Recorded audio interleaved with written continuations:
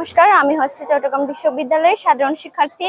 তো এই বছরে যে 2025 সালে আমাদের চাকসু নির্বাচনটা হচ্ছে, ওটা আমি যা ভাবতেছি মানে সাধারণ শিক্ষার্থী হিসেবে হওয়া উচিত হচ্ছে মানে গণতান্ত্রিক ভাবে, মানে সবার মানে স্বার্থ যাতে পূরণ হয়, সবার অধিকার যাতে পূরণ হয়। তো এই নির্বাচনের পরে যারা প্রার্থী হবে, যারা সফল হবে, ওরা যাতে মানে এখন যে প্রতিশ্রুতিটা দিছে ওতে যেন ওরা ভালোভাবে কাজ করে, বাস্তবায়ন করে, যে কাজগুলা আমাদের অপূর্ণ আছে ওগুলা যাতে ভালোভাবে করে, এটাই প্রত্যাশা করি ওনাদের কাছ থেকে।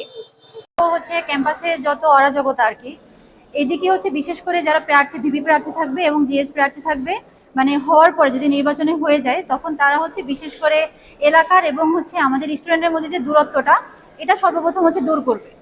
এবং এলাকার প্রতি যে আমাদের নির্ভরশীলতা, এই নির্ভরশীলতা সর্বপ্রথম দূর করতে হবে। আমাদের প্রশাসনের কাছে আমাদের থাকবে অনুরোধ থাকবে যে তারা যেন আমাদের খাবার দাবার থেকে শুরু করে যত প্রকার এলাকার প্রতি আমাদের নির্ভরশীলতা আছে, এটা আমাদের সর্বপ্রথম দূর করতে হবে।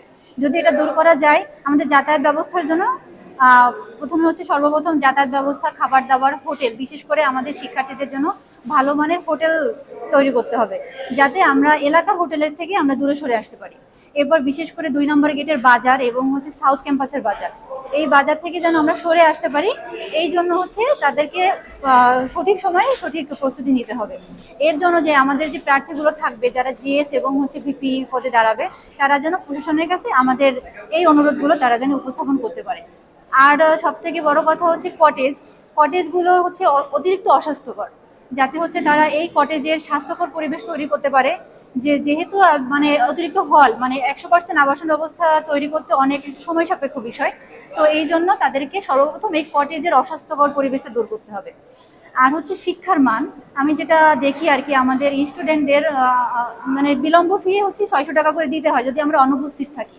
তো সেক্ষেত্রে টিচাররা যদি আমাদের ক্ষেত্রে কোনো ক্লাস বাদ দেয় বা তারা হয়, তাদের কোনো জবাবদিহিতা থাকে না, বা তাদের কোনো বিলম্ব বলতেছি, তাদের কোনো জবাবদিহিতা করতে হয় না। তো আমি চাবো তারা যাতে তাদের নির্দিষ্ট যে টাকা